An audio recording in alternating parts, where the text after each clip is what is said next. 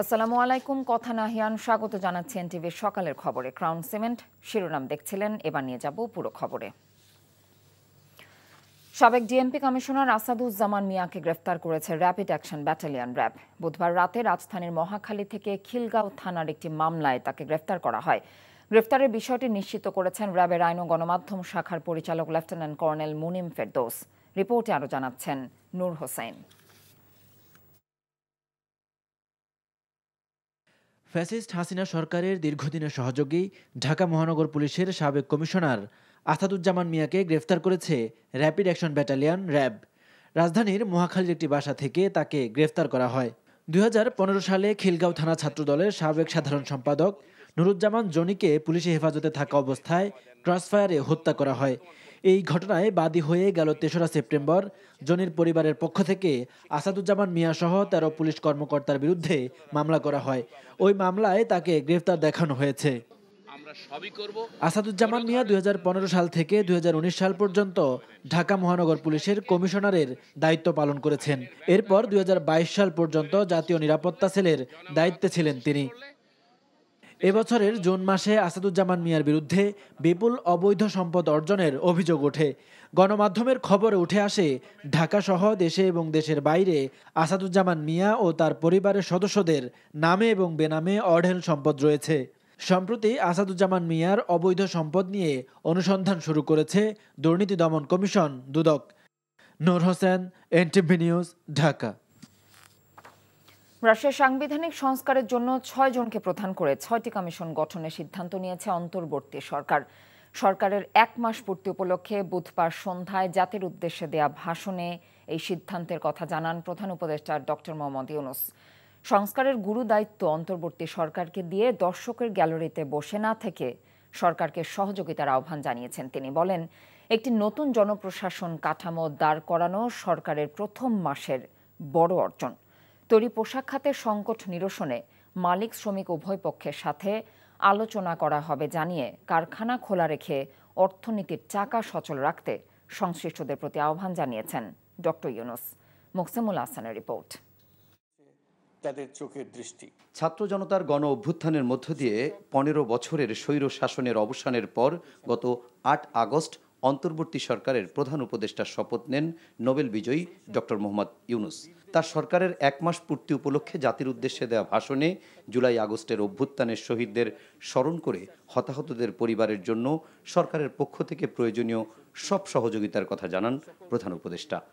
গণ অভ্যুত্থানে সকল শহীদের পরিবারকে পুনর্বাসন করা হবে।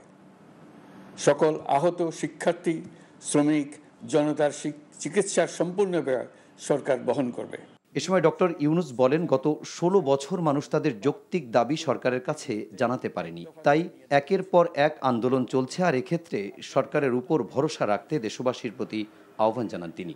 আইন শৃঙ্খলা পরিস্থিতির উন্নতির জন্য আমরা দিনরাত পরিশ্রম করে যাচ্ছি। আমি কথা দিচ্ছি, আপনাদের ন্যায্য আবেদনের কথা আমরা ভুলে যাব না। আমরা সকল অন্যায়ের প্রতিকারের জন্য প্রতিশ্রুতিবদ্ধ। আমরা আমাদের দায়িত্বকালে যথাসম্ভব সব সমস্যার সমাধানের চেষ্টা করব।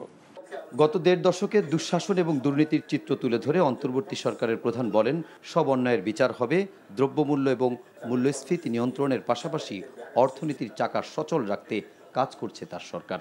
প্রাতিষ্ঠানিক কাঠামো প্রায় ধ্বংসপ্রাপ্ত, বৈদেশিক মুদ্রার রিজার্ভ তলানিতে গিয়ে ঠেকেছে। আমরা এই অর্থনীতিতে প্রাণ সঞ্চারের চেষ্টা করছি, আমাদের উদ্যোগে সাড়াও পাচ্ছি। ঠিক এই সময়ে আমাদের শিল্প কারখানাগুলো বন্ধ হয়ে যাক, অকার্যকর হয়ে যাক, এটা আমাদের অর্থনীতিতে বিরাট আঘাত পড়বে। সেটা কিছুতেই আমাদের কাম্য হতে পারে না। শ্রমিক মালিক উভয়ের পক্ষে আলোচনা করে এইসব সমস্যার সমাধান আমরা অবশ্যই বের করব। আপনারা কারখানা খোলা রাখুন, অর্থনীতির চাকা সচল রাখুন। ভারত এবং অন্যান্য প্রতিবেশী রাষ্ট্রের সাথে বাংলাদেশ সুসম্পর্ক রাখতে চায় উল্লেখ করে প্রধান উপদেষ্টা বলেন, সেই সম্পর্ক হতে হবে ন্যায্যতা এবং সমতার ভিত্তিতে। জানান, গত 1 মাসে অন্তর্বর্তী সরকারের সবচেয়ে বড় সাফল্য একটি নতুন জনপ্রশাসন কাঠামো দাঁড় করানো। সংস্কারের জন্য এরই মধ্যে প্রয়োজনীয় উদ্যোগ নিয়েছে সরকার। আমরা প্রাথমিকভাবে 6টি কমিশন গঠন করার সিদ্ধান্ত নিয়েছি। নির্বাচন ব্যবস্থা সংস্কার কমিশনের প্রধান হিসেবে দায়িত্ব পালন করবেন ডক্টর বদিউল আলম মজুমদার। পুলিশ প্রশাসন সংস্কার কমিশনের প্রধান হিসেবে কাজ করবেন জনাব সরফরাজ চৌধুরী। বিচার বিভাগ সংস্কার কমিশনের প্রধান হিসেবে দায়িত্ব পালন করবেন বিচারপতি শাহ আবু নাঈম মুমিনুর রহমান। দুর্নীতি দমন সংস্কার কমিশনের প্রধান হিসেবে দায়িত্ব পালন করবেন ডক্টর ইফতেখারুজ্জামান। জনপ্রশাসন সংস্কার কমিশনের প্রধান হিসেবে দায়িত্ব পালন করবেন জনাব আব্দুল মুহিত চৌধুরী। সংবিধান সংস্কার কমিশনের প্রধান হিসেবে দায়িত্ব পালন করবেন ডক্টর শাহদিন মালিক। এসব কমিশনের অন্য সদস্যদের নাম কমিশন প্রধানদের সাথে আলোচনা করে ঠিক করা হবে। সংবাদ মাধ্যমে মত প্রকাশের পূর্ণ স্বাধীনতায় ইতোমধ্যে নিশ্চিত করা হয়েছে জানিয়ে ডক্টর মোহাম্মদ ইউনুস বলেন, সাইবার সিকিউরিটি সহ সব হয়রানিমূলক আইন বাতিল এবং প্রয়োজনীয় সংস্কার করা হবে। তাদের সততা। Muksimul Ahsan, NTV news, Dhaka. বিএনপির ভারপ্রাপ্ত চেয়ারম্যান তারেক রহমান বলেছেন, স্বৈরাচারের বিদায়ে গণতান্ত্রিক লড়াইয়ের একাংশ অর্জিত হয়েছে, ভোটের অধিকার অর্জন এখনো বাকি। স্বৈরাচারের প্রেতাত্মারা এখনো চক্রান্ত করছে মন্তব্য করে তিনি বলেছেন, বিএনপির নাম ব্যবহার করে নানান অপকর্ম করছে তারা। বুধবার টাঙ্গাইলের জনসভায় ভার্চুয়ালি যুক্ত হয়ে এসব কথা বলেন তারেক রহমান। মোহাম্মদ হোসেনকে সাথে নিয়ে ইমরুল হাসানের রিপোর্ট। সাবেক প্রতিমন্ত্রী ও বিএনপির ভাইস চেয়ারম্যান আব্দুস সালাম পিন্টুর মুক্তির দাবিতে টাঙ্গাইলের গোপালপুরে বিএনপির এই সমাবেশ। যোগ দেন আশপাশের অঞ্চল থেকে দলের লাখো কর্মী সমর্থক। লন্ডন থেকে ভার্চুয়ালি যুক্ত হয়ে বিএনপির ভারপ্রাপ্ত চেয়ারম্যান তারেক রহমান বলেন, ছাত্র জনতার আন্দোলনে পালিয়ে যেতে বাধ্য হয়েছে স্বৈরাচার শেখ হাসিনা। গণ অভ্যুত্থানে অর্জিত বিজয়কে সুসংহত করতে জনগণের সরকার প্রয়োজন বলে মন্তব্য করেন তিনি। যে আন্দোলনের মাধ্যমে স্বৈরাচারকে বিদায় করেছি আমরা, এই বিদায়ের মাধ্যমে আমরা গণতান্ত্রিক যে বিজয় তার একটি অংশ আমরা অর্জন করেছি। কিন্তু আমাদের যে মূল লক্ষ্য জনগণের ভোট, শেখ হাসিনার ভোট নয়, স্বৈরাচার এরশাদের ভোট নয়। যেই ভোট যুদ্ধের জন্য, যে গণতান্ত্রিক অধিকার রক্ষার জন্য বিএনপি জনগণকে সাথে নিয়ে বছরের পর বছর আন্দোলন সংগ্রাম করেছে, আমাদের সেই লক্ষ্য অর্জন করতে হবে। বিএনপির নাম ব্যবহার করে আওয়ামী লীগ চক্রান্ত করছে বলে অভিযোগ করেন তারেক রহমান। স্বৈরাচার বিদায় হয়েছে, স্বৈরাচারের প্রেতাত্মারা কিন্তু এখনো ঘোরাফেরা করছে। তারা আপনাদের এই প্রিয় দল, বাংলাদেশের মানুষের প্রিয় দল, এই দলের নাম ব্যবহার করে অনেকে বিভিন্ন রকম অনৈতিক কাজের সাথে সম্পৃক্ত হয়েছে। পরিষ্কারভাবে আমি জানিয়ে দিতে চাই, এই ষড়যন্ত্র করে কোনো লাভ হবে না। বাংলাদেশের গণতান্ত্রিক আমি মানুষ এবং শহীদ জিয়া, খালেদা জিয়ার প্রকৃত সৈনিক যারা, তারা এই ব্যাপারে প্রতিবাদ প্রতিরোধ গড়ে তুলবে এবং যে কোনোভাবেই এই ষড়যন্ত্রের দাঁত ভাঙা জবাব তারা দিবে। ক্ষমতায় গেলে খাল খনন কর্মসূচি পুনরায় চালু এবং উন্নয়ন ও উৎপাদনের রাজনীতি চালুর প্রতিশ্রুতি দেন বিএনপির ভারপ্রাপ্ত চেয়ারম্যান। সে কারণেই আজকে ৮,০০০ কিলোমিটার দূরে থাকলেও আপনাদের থেকে আমার মন পড়ে আছে বাংলাদেশে, বাংলাদেশের মাটিতে, বাংলাদেশের প্রতিটি ইঞ্চি মাটিতে। আমি চেষ্টা করছি বাংলাদেশের কোন অঞ্চলে কোন সম্ভাবনা আছে, যেই সম্ভাবনাকে কাজে লাগালে, যেই সম্ভাবনার দ্বারকে উন্মোচন করতে পারলে বাংলাদেশের মানুষের ভাগ্যের পরিবর্তন করা সম্ভব। জনগণই বিএনপির রাজনীতির মূল শক্তি বলেও মন্তব্য করেন তারেক রহমান। গোপালপুর বলেন, মধুপুর বলেন। Imrul Hasan, NTV news, Dhaka. BNP chairperson Begum Khaleda জিয়াকে এভারকেয়ার হাসপাতালে ভর্তি করা হয়েছে। বুধবার রাত ১টার কিছুক্ষণ পর গুলশানের বাসভবন ফিরোজা থেকে বেগম জিয়ার গাড়ি বের হয়। ১টা৩৫-এ হাসপাতালে পৌঁছান তিনি। হাসপাতালে তাকে কেবিনে ভর্তি রাখা হয়েছে। বেগম জিয়ার ব্যক্তিগত চিকিৎসক ডক্টর AZM জাহিদ হোসেন জানিয়েছেন, মেডিকেল বোর্ড বেগম খালেদা জিয়াকে বেশ কয়েকটি শারীরিক পরীক্ষা দিয়েছেন। পরীক্ষা নিরীক্ষা শেষে রিপোর্ট পর্যালোচনা করে মেডিকেল বোর্ড পরবর্তী সিদ্ধান্ত নেবে বলেও জানিয়েছেন ডক্টর জাহিদ। বিশেষজ্ঞ চিকিৎসক অধ্যাপক শাহাবুদ্দিন আহমেদের নেতৃত্বাধীন মেডিকেল বোর্ডের অধীনে বেগম জিয়া চিকিৎসাধীন রয়েছেন। দীর্ঘদিন ধরে লিভার সিরোসিস, হৃদরোগ সহ বিভিন্ন রোগে ভুগছেন তিনি।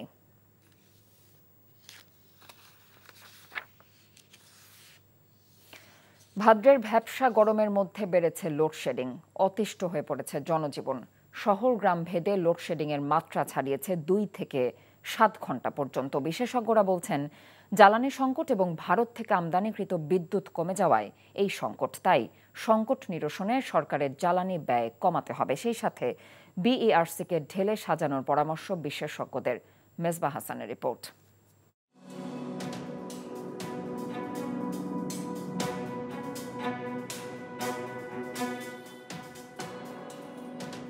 বিশ্ববিদ্যালয়ের ভর্তি পরীক্ষার্থী নসীন তাবাসসুম রাইসা বসবাস করেন রাজধানীর বনশ্রী এলাকায়। ভর্তি যুদ্ধের এই সময় 2 থেকে 3 বার লোডশেডিং হওয়ায় নিয়মিত পড়াশোনার ব্যাঘাত ঘটছে তার। পড়াশোনার ক্ষেত্রে অনেক ক্ষতি হচ্ছে, যেমন আমার পড়ার ক্ষেত্রে কম্পিউটার আর ওয়াইফাই অনেক প্রয়োজন হয়, কিন্তু কারেন্ট চলে গেলে আমি কম্পিউটার আর ওয়াইফাইটা ইউজ করতে পারছি না। ঢাকার 2 বিদ্যুৎ বিতরণ কোম্পানি ডিপিডিসি ও ডেসকোর তথ্য বলছে, রাজধানীতে প্রায় প্রতিদিন 400 মেগাওয়াট বিদ্যুতের ঘাটতি রয়েছে। তাই পরিস্থিতি সামাল দিতে অঞ্চলভেদে 3 থেকে 4 বার লোডশেডিং করতে হয়। এতে জনজীবন চরম ভোগান্তিতে। আমরা যারা স্কুল কলেজ ভার্সিটি থেকে আসি, রাতে এসে আমরা বিদ্যুৎ পাই না। আসলে 10টা-11টার দিকে যখন আমাদের মেন পড়ালেখাটার সময়, তখন বিদ্যুৎটা থাকছে না, যার কারণে আমাদের পড়ালেখাও হচ্ছে না। ঘন্টার পর ঘন্টা কারেন্ট থাকে না, দিনে কয়েকবার করে কারেন্ট যাচ্ছে।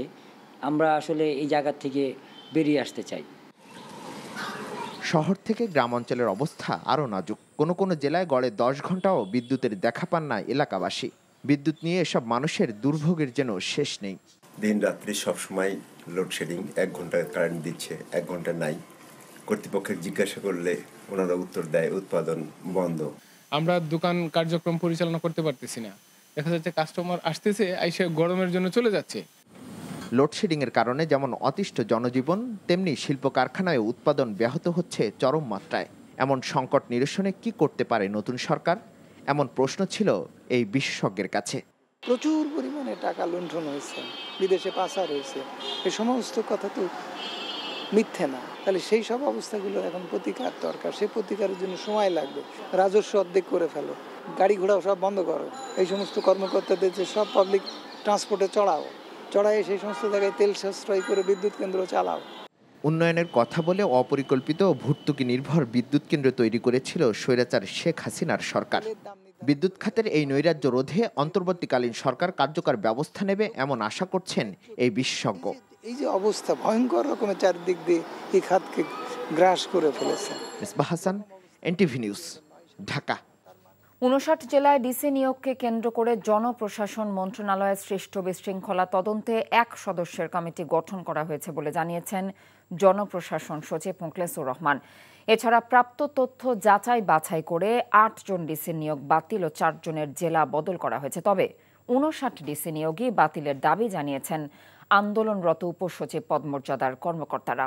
রিপোর্ট করছেন রোকনউদ্দিন। সোমবার 25 জেলা আর মঙ্গলবার 34 জেলায় প্রশাসক নিয়োগ দিয়ে প্রজ্ঞাপন জারি করে জনপ্রশাসন মন্ত্রণালয়। তার পরপরই মঙ্গলবার বিকেলে নিজেদের বঞ্চিত ও যোগ্য দাবি করে অসন্তোষ জানান উপসচিব পদমর্যাদার অন্তত 50-60 জন কর্মকর্তা। বুধবার সকালেও নিজেদের মধ্যে বৈঠক করে ক্ষোভের কথা জানিয়েছেন জেলা প্রশাসক প্রত্যাশী উপসচিব পদমর্যাদার এই কর্মকর্তারা।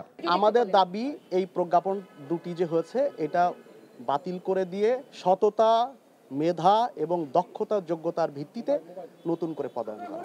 পরে দুপুরে সচিবালয়ে জনপ্রশাসন সচিব সাংবাদিকদের জানান 2 দিনে 59 জেলায় জেলা প্রশাসক নিয়োগ দেওয়া হলেও 8 জেলা প্রশাসকের নিয়োগ আদেশ বাতিল ও 4 জেলায় রদবদল করা হয়েছে। বলেন, বিশৃঙ্খলা তদন্তে গঠন করা হয়েছে কমিটি।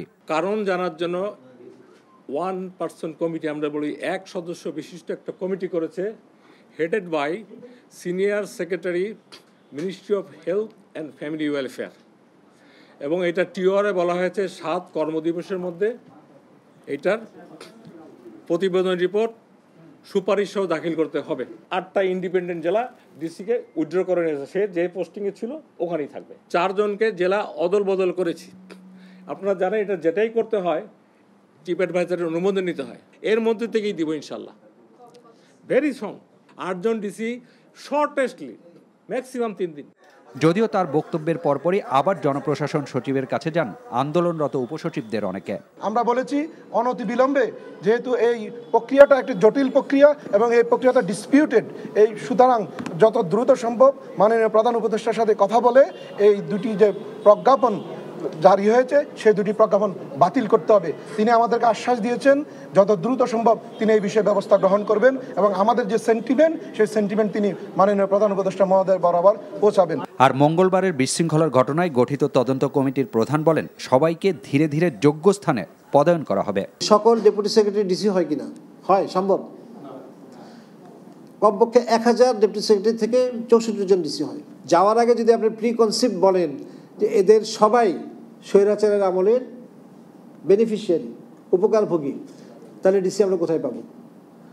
একটা হাই পাওয়ার্ড কমিটি, যেটা বিধিবদ্ধ কমিটি, কয়েকজন সচিবের নেতৃত্বে এবং আমলাতন্ত্রের শীর্ষ ব্যক্তি ক্যাবিনেট সেক্রেটারির নেতৃত্বে গঠিত, তারা যাচাই বাছাই করে দেখেছে যে বেস্ট বা টপ স্কোরার যারা, তাদেরকে মনোনয়ন দেওয়া হয়েছে।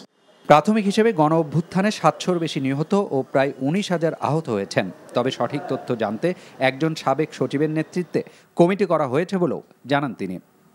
রকনউদ্দিন, এনটিভি নিউজ, ঢাকা। বৈষম্য বিরোধী ছাত্র আন্দোলনের অন্যতম কেন্দ্রীয় সমন্বয়ক আব্দুল কাদের বলেছেন, ছাত্র জনতার ঐক্যবদ্ধ ভূমিকার কারণেই দেশের মানুষ ফ্যাসিস্ট হাসিনা সরকারকে বিতাড়িত করতে পেরেছে। তবে এই আন্দোলন শুধু ফ্যাসিস্ট আওয়ামী লীগ সরকারের বিরুদ্ধে নয়, বরং রাষ্ট্রের অপব্যবস্থার বিরুদ্ধেও ছিল। আন্দোলনের মাধ্যমে শেখ হাসিনাকে হটানো গেলেও তাদের সাঙ্গপাঙ্গরা এখনও নানান ষড়যন্ত্রে লিপ্ত বলে অভিযোগ তার। বুধবার বিকেলে ব্রাহ্মণবাড়িয়ায় মত বিনিময় সভায় তিনি এসব কথা বলেন। 16 বছরে শেখ হাসিনা কতজনকে হত্যা করেছে, কতজনকে গুম করেছে তার হিসেব নেই। তাই দ্রুততম সময়ের মধ্যে ফ্যাসিস্ট হাসিনার বিচার দাবি করেছেন বৈষম্য বিরোধী ছাত্র আন্দোলনের কেন্দ্রীয় সমন্বয়ক মাহিন সরকার। নাটোরের সমাবেশে এসব কথা বলেন তিনি। এছাড়াও লালমনিরহাটের সমাবেশে সমন্বয়করা বলেন, ছাত্র জনতা একত্রিত হয়ে যেভাবে ফ্যাসিস্ট শক্তিকে পরাজিত করেছে, ঠিক তেমনিভাবে রাষ্ট্র সংস্কারেও তারা ঐক্যবদ্ধ থাকবে।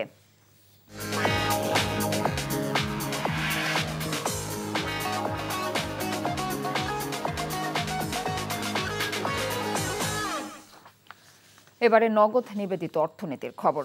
ব্যবসায়ীদের শীর্ষ সংগঠন এফবিসিসিআইয়ের প্রশাসক হিসেবে নিয়োগ পেয়েছেন বাংলাদেশ প্রতিযোগিতা কমিশনের সদস্য হাফিজুর রহমান। এফবিসিসিআইয়ের সভাপতি পদ থেকে মাহবুবুল আলমের পদত্যাগের পর নতুন প্রশাসক নিয়োগ দেয়া হয়। বাণিজ্য সংগঠন আইন অনুযায়ী প্রশাসক নিয়োগ দেয়া হয়েছে। বুধবার বাণিজ্য মন্ত্রণালয়ের জারি করা প্রজ্ঞাপনে তথ্য জানানো হয়। এতে উল্লেখ করা হয়, নিয়োগকৃত প্রশাসক 120 দিনের মধ্যে একটি সুষ্ঠু এবং নিরপেক্ষ নির্বাচন অনুষ্ঠানের ব্যবস্থা করবেন এবং নির্বাচিত কমিটির কাছে দায়িত্ব হস্তান্তর করে মন্ত্রণালয়কে অবহিত করবেন। এই ছিল সকালের খবরে। এই খবরের ভিডিও সহ আপডেট জানতে ভিজিট করুন এনটিভি অনলাইন www.ntvbd.com। এছাড়াও এনটিভি জনপ্রিয় সব অনুষ্ঠান ও খবরের আপডেট জানতে ভিজিট করুন আমাদের ইউটিউব এবং ভেরিফাইড ফেসবুক পেজ। এতক্ষণ সাথে থাকার জন্য ধন্যবাদ সবাইকে।